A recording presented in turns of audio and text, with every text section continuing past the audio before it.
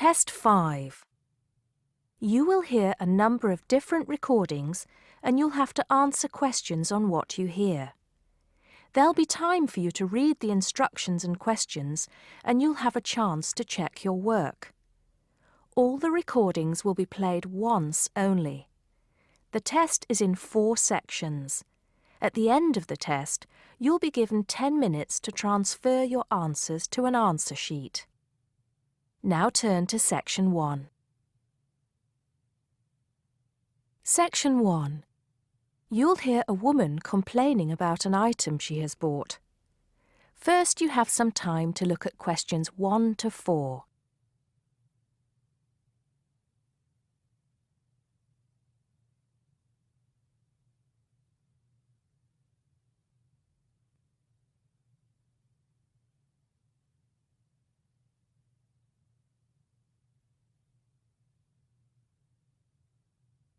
You'll see that there is an example which has been done for you.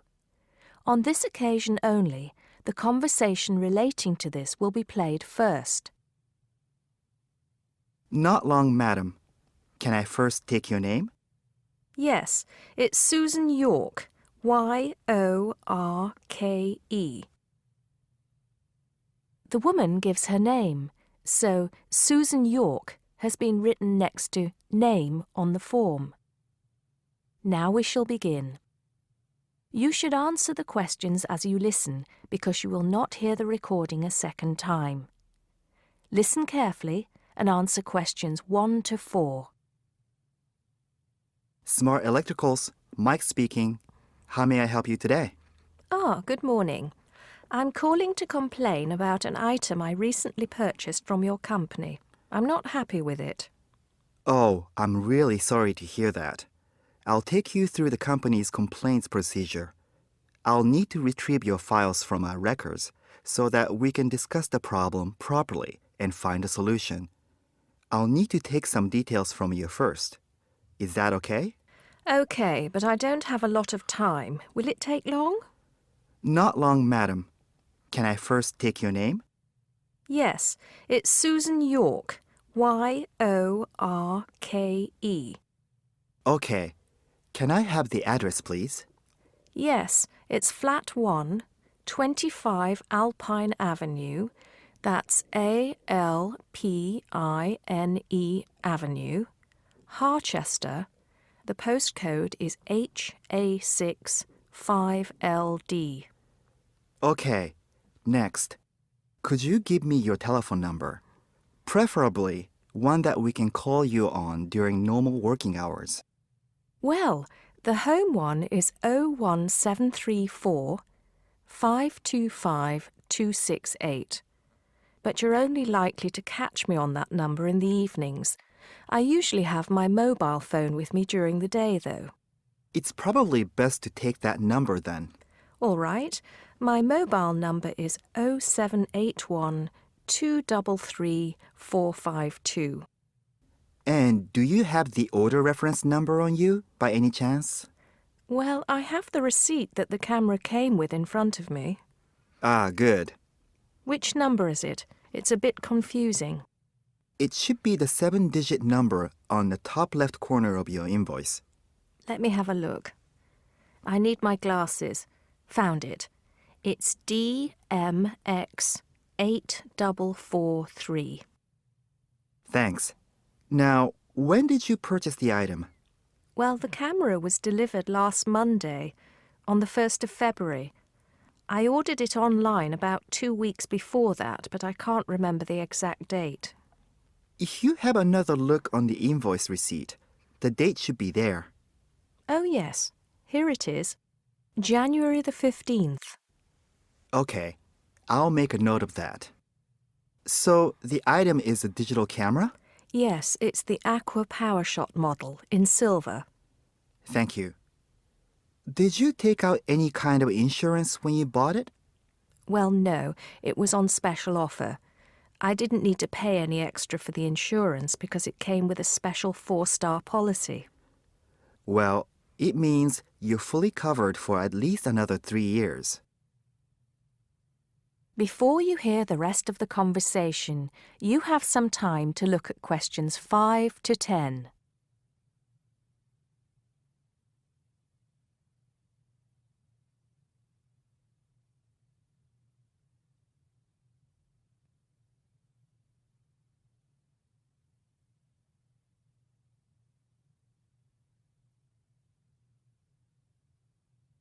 Now listen and answer questions 5 to 10. Right. What is the problem? Yes, the first thing is that it came with one memory card in the box when there were supposed to be two. Oh dear. I'm terribly sorry about that. It must have been an oversight in the packing department. I can do something about that straight away and get one sent out to you. Well, that's not the only thing. I bought it as a present for my niece because she loves swimming. It said on the website that it was waterproof, but when she took it on holiday and tried to use it underwater, it got ruined because water got into the lens. You can imagine how disappointed my niece was. I certainly can. Were those the only problems? No, there was one other thing. It came with a case to protect it. When I opened the box to take the case out, I saw that it had a big scratch on it. We're really sorry about that.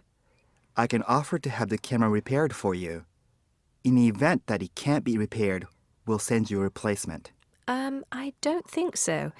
Seeing as it was faulty in the first place, I wouldn't want another one. I think I'd rather have my money back.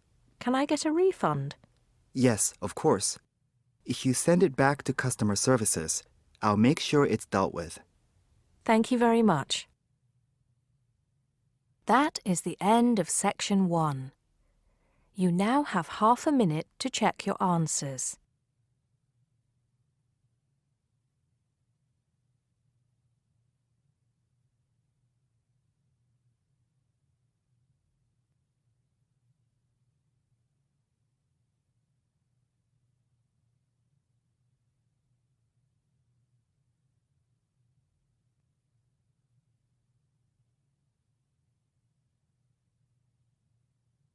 Now turn to Section 2. Section 2. You'll hear a tour guide talking to a group of visitors about Bestley Castle. First, you have some time to look at questions 11 to 15.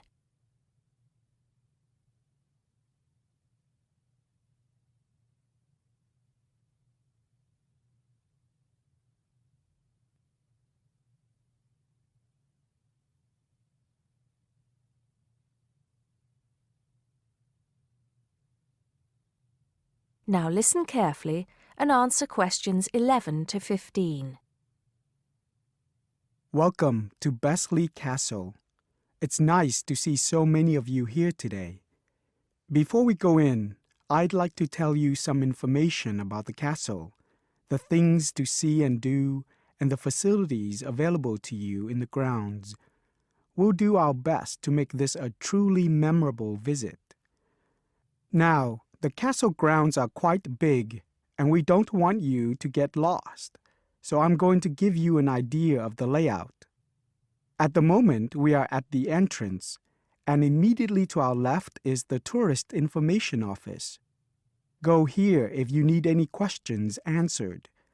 They'll be happy to help. And of course, behind the tourist office is the car park where the coach dropped you off, and it'll also pick you up from the same spot at 5 p.m. today. In front of us are the water gardens. If you stroll through, you get to the North Bridge, which is the entrance to Bestley Castle. Take your time and enjoy looking around the castle. There's a lot of history steeped in those walls. As you leave the castle via the South Bridge, you'll be greeted with the sight of roaming deer. During the day, there will be scheduled feeding opportunities where visitors can get involved. However, we do request that you do not feed the deer outside these times. To the right of the deer park is the Castle Museum, and behind that is our award-winning restaurant. It's a relatively new addition to the castle grounds, but is fast gaining a reputation for its food. Alternatively, you can choose to dine in the picnic area on the other side of the deer park. It's perfect for the family as it's next to the kids' play area and homemade ice cream hut. We hope that on your way out, you'll pop into the gift shop by the exit for something to remember us by. Before you hear the rest of the talk, you have some time to look at questions 16 to 20.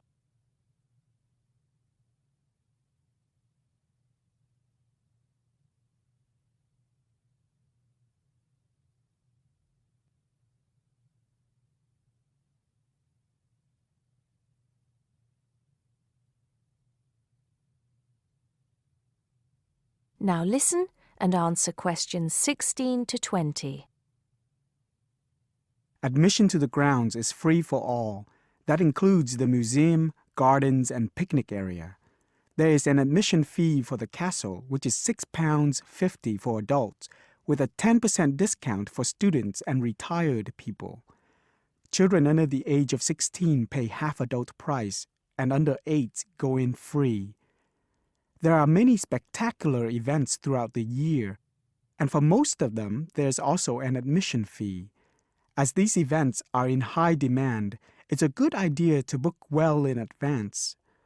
Some of the exciting events planned for this year are the Summer Medieval Festival, where you can watch old-fashioned nights and experience a feast in the halls of the castle, as if you were a guest of King Henry VIII himself. There are several concerts planned this year too, including a rock concert at an admission price of £10 per person and a special jazz concert which is free to the public. I'm sure you'll agree that all tastes and ages will be satisfied. One scary but extremely popular event is the annual Haunted Castle event at the end of October, where the castle comes alive at night. Why don't you come along if you're brave enough? Another sight to see is the fantastic firework display on November 5th, and the cost of that includes refreshments. We also have a long tradition of raising money for charity. The charity event held every year on the first day of May will this year be an archery contest. Entrance is free, but donations are certainly welcome. This year, we'll be collecting money on behalf of a charity for elderly people, Age Concern. Just in case you can't remember all of that, you can pick up a leaflet showing the timetable and prices for all events from the Tourist Information Desk. You can also go online to get this information from our website. That is the end of section 2. You now have half a minute to check your answers.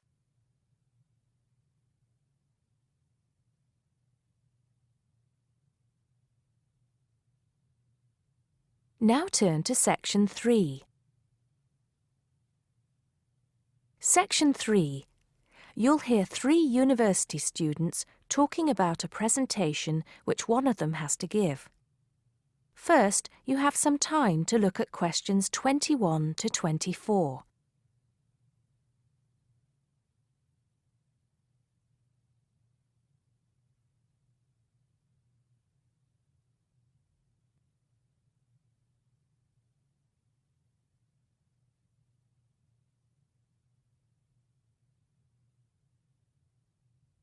Now listen carefully and answer questions 21 to 24. Hi, Joe. Hi, Isabel.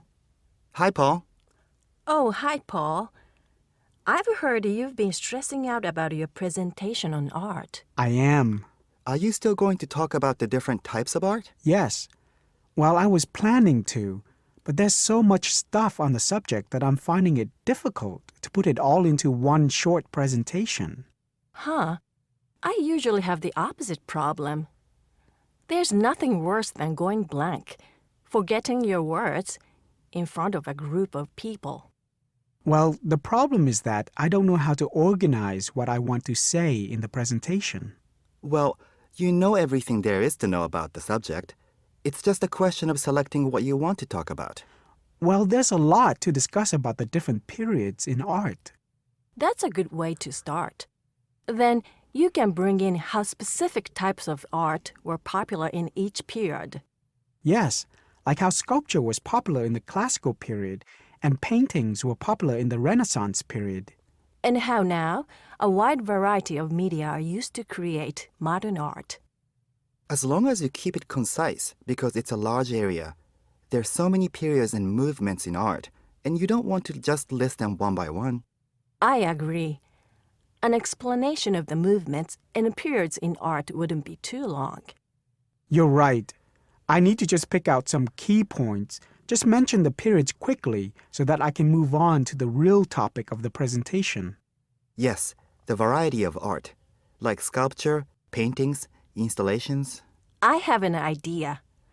Why don't you prepare a timeline to show to the class? That would be a nice visual, and it would focus your ideas so you don't get too sidetracked. Great idea. It would certainly cut down on time. Right then, where are we? You'll begin with a very short introduction to the historical periods of art. Then, you'll talk about popular types of art within these periods. That's sorted. Maybe you could also mention some key works of art in each period, like the Venus de Milo statue or the Scream by Edvard Munch, and give some interesting facts on them. That's not a bad idea, because it does give people a frame of reference when I talk about specific kinds of art. After giving a historical context, I should really talk about different forms of art, shouldn't I? Yes, you should. After that, you can conclude with a question on what is considered to be art. Now, that would be really interesting. Yes, comparing the traditional views of art with modern views. Exactly. I think I'll have a collection of pictures, including famous pieces of art from classic to modern, projected on the wall, like the Mona Lisa, and some pop art, and ask people whether they think it's art or not. Before you hear the rest of the conversation, you have some time to look at questions 25 to 30.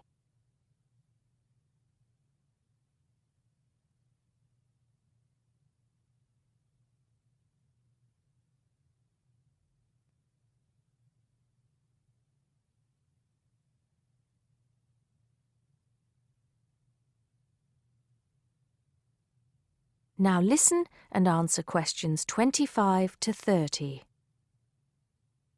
Showing some famous works and asking people what art is would certainly lead to discussion in the room. People's appreciation of art is so subjective, and it comes down to taste. That's what I'm hoping for, some disagreement to liven up the presentation. And you could stick in some really controversial ones like graffiti and modern art installations in between pieces of art that are universally accepted, like the work of the Renaissance painters. Sounds good to me. I have to say, I really don't understand some modern art myself.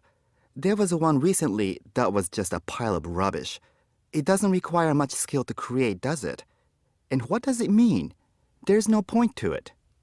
Actually, Joe, I like some modern art. It makes you look at the world in a different way. Artists now have the freedom to express themselves completely. Yes, but there is an idea now that anything can be art. I've heard of paintings being sold for large sums of money, which have been done by small children and animals. Now that's ridiculous. Oh, you could find one of those paintings and put it in your presentation, couldn't you, Paul? That would really be interesting. Well, Paul, what do you think? I like it. Just thinking. I'll need to do some more research to find pictures for the slideshow. Yes, we can help you, can't we, Joe? Of course. If you go to the fine art section of the library, I'm sure you'll find everything you need. Just ask the staff and they'll give you access to a slide bank of hundreds of famous works of art. And if you still can't find what you're looking for, use the library computers to go online. There are lots of images on the internet. Of course, you'll need to use a search engine like Google, but it's dead easy. Thanks, guys. I'm feeling much clearer about the project. Your ideas have been really useful. I think I should end with a quote of some kind by a famous artist. What do you think? That's a good idea. Now let's go to the library and see what they have. That is the end of section 3. You now have half a minute to check your answers.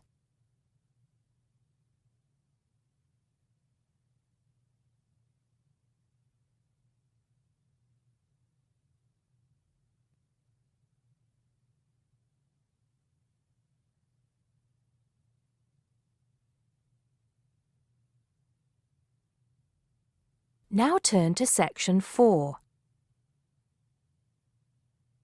Section 4. You'll hear a lecturer talking to students about languages. First, you have some time to look at questions 31 to 36.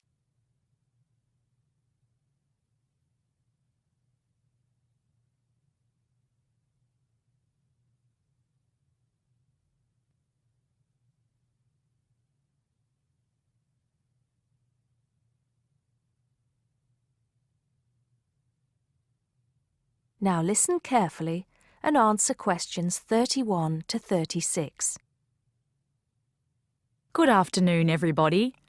Today, in the first lecture on anthropology, we're going to look at languages and how they are disappearing fast and what effect that's having on people and the world as a whole. We hear so much in the news about the possible extinction of animal and plant species in the world. It's a sad thing that one day certain animals will cease to exist. But how many of you are aware that the world's languages are facing a similar threat? Believe it or not, there are currently more than 6,000 languages spoken in the world today, but experts believe that by the end of this century, this number will be reduced to half. And as each language dies, the culture and specialized knowledge of a community dies with it. The unique knowledge of the environment, local wildlife, plants, animals, and ecosystems, not to mention the cultural traditions of the people themselves, will become lost forever. In essence, each language is not just spoken or written words strung together. Language has the power to hold the entire history of a people. Approximately one language dies every 2 weeks. This is an unprecedented situation. Never before in history has there been this rate of rapid decline. Most human languages are spoken by relatively very few people. Let's put this into perspective. The Ethnologue, the leading authority on the world's languages, has put together a list of every living language known to man. There are over 6,500, of which 6,000 have available population figures. Now, 109 million people speak just 10 of these languages, and they are the major languages of the world. At the opposite end of the scale, there are minority languages which are only spoken by a few people, and that's what this chart is illustrating. The number of languages is represented on the vertical axis, and the total number of languages that make up this group is an astounding 1,619. For each of these smaller language groups, the population range of speakers goes from 1 to 999. Even more incredible is the fact that out of these small languages, over 200 of them have a speaker population ranging from just 1 to 9. Imagine only 9 people speaking your language in the whole world, or even only 1 or 2 people.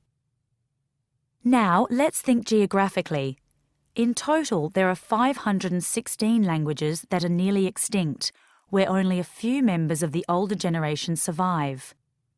When they die, the language will die with them, lost forever. The majority of nearly extinct languages come from the Pacific and the Americas, making up 74%, followed by Asia at 15%. Europe has the smallest percentage of languages that are nearly extinct, only 2%. Before you hear the rest of the talk, you have some time to look at questions 37 to 40.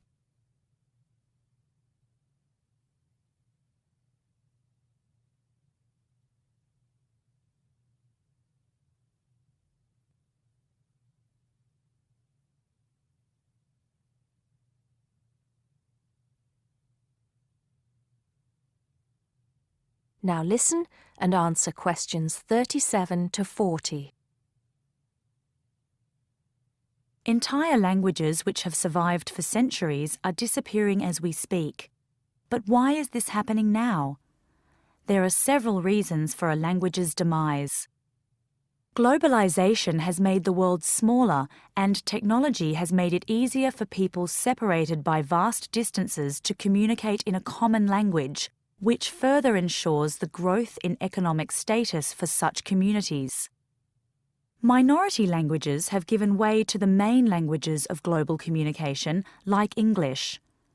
On a social level, speakers may feel the minority language to be old-fashioned and behind the times. Maybe even speakers are slightly embarrassed to speak the language of their forefathers, identifying more with an international language that brings with it improved economic status. Now, some do argue that a reduction in the number of world languages is inevitable, and anything to ease communication between nations is a good thing, and granted, there is a point to be made there, but what are the long-term implications of this? Consider this. Language, in both spoken and written form, is the vehicle for oral traditions to be passed down through generations. When a language becomes extinct, this link is broken and these oral traditions are lost. This has enormous implications for the identity of a community. We can't stop the changes that are happening in the world, but we can try to keep languages alive through language maintenance programs and by documenting languages before they disappear, so they can be studied and maybe even resurrected in the future. It's also important to remember that many people who speak threatened languages can neither read nor write. Helping them become literate goes a long way towards protecting the language. Preserving a language is not easy, but there have been exceptional cases where languages have been brought back to life. In Ireland, Irish Gaelic, once a dying language, through national determination is now spoken by 13% of the country's population. We'll go into what happened there in more detail in my second lecture. That is the end of section 4. You now have half a minute to check your answers.